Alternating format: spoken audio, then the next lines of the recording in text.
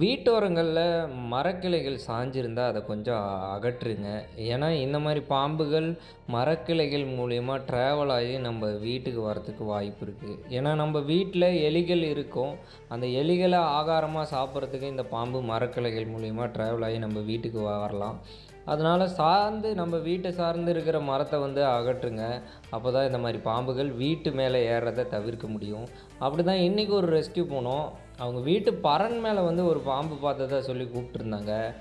நாங்கள் உள்ளே போய் தேடி பார்த்தோம். அந்த பாம்பு உள்ளே இருக்கிற மாதிரி தெரியல. அதுக்கப்புறம் அந்த வீட்டோட ரூஃப் டாப்பில் ஏறி அட்டைகளை கொஞ்சம் கொஞ்சமாக எடுத்தோம்.